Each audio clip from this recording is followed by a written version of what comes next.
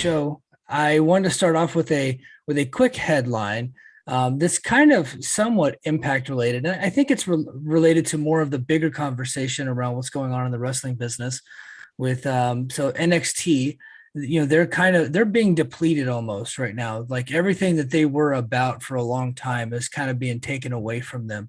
They're losing stars left and right, whether they're getting called to the main roster or they're getting shit canned.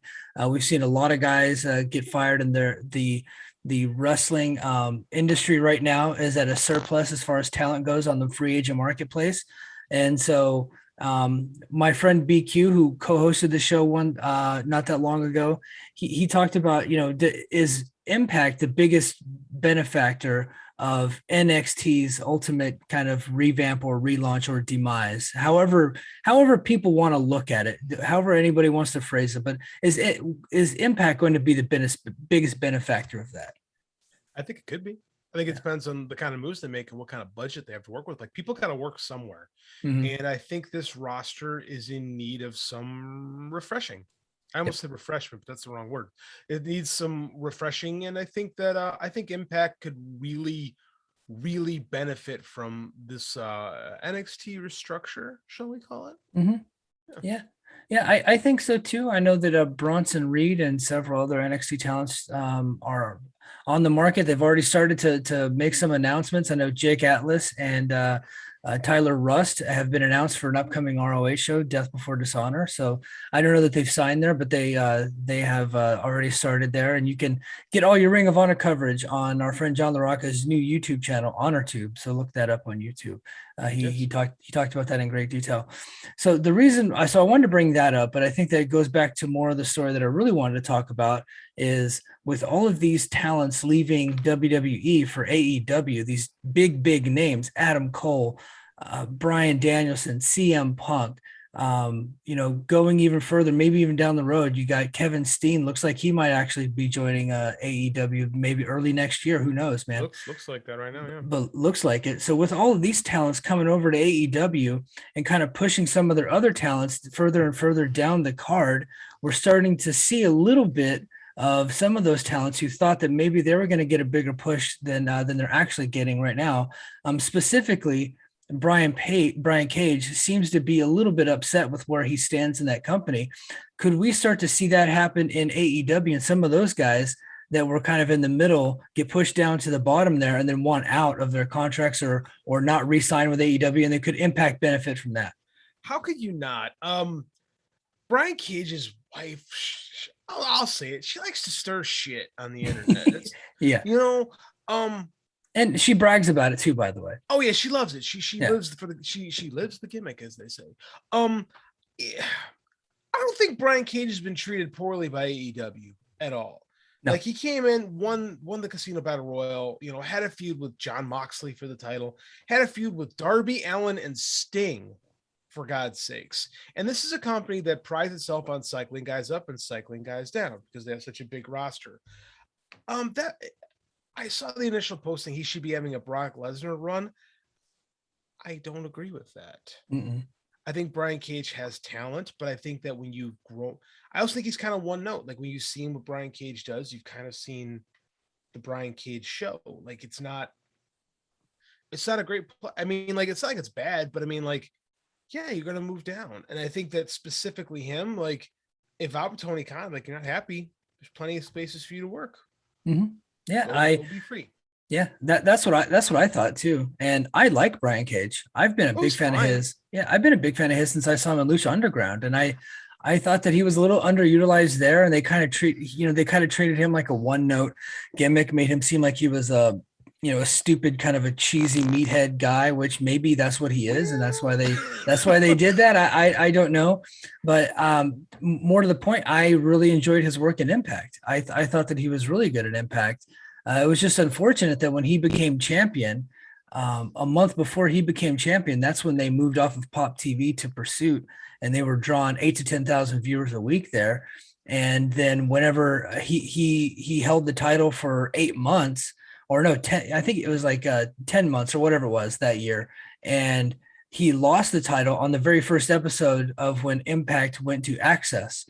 So he never really had the title whenever they were able to maximize their viewership. And we're not talking about large viewership on either Pop TV or on Access either, but maximizing it in this Impact bubble, so to speak.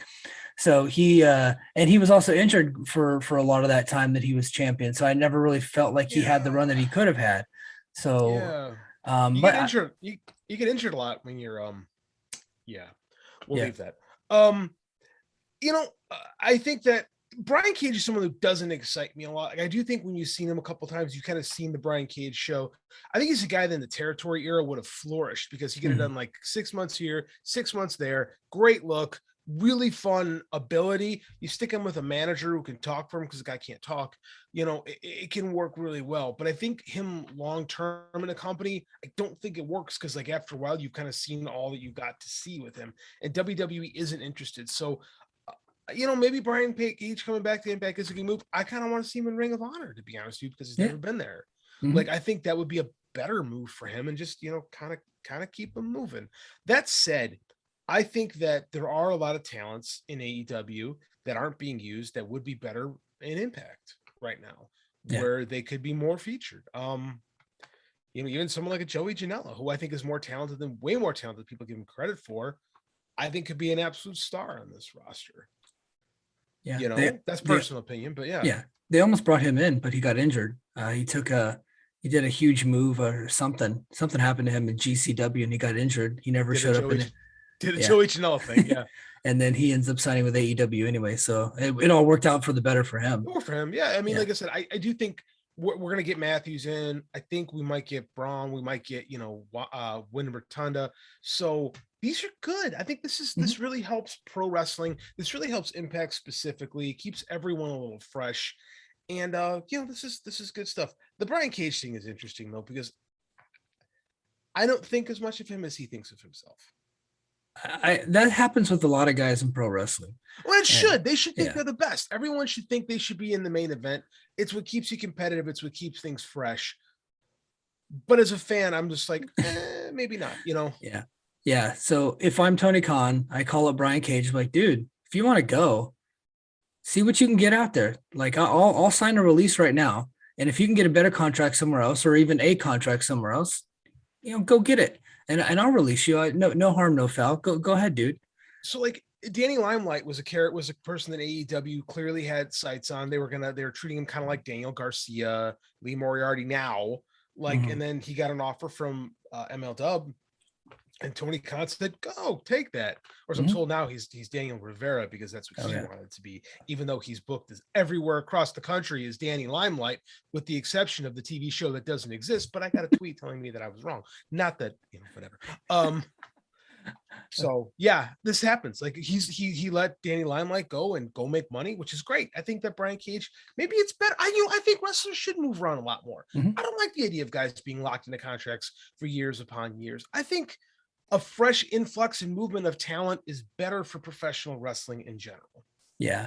And I think that you want to leave a territory when you were at your apex, right? And that's what I was listening to a great interview with, you need to go specifically, just maybe not the audience, but you specifically need to go seek this out.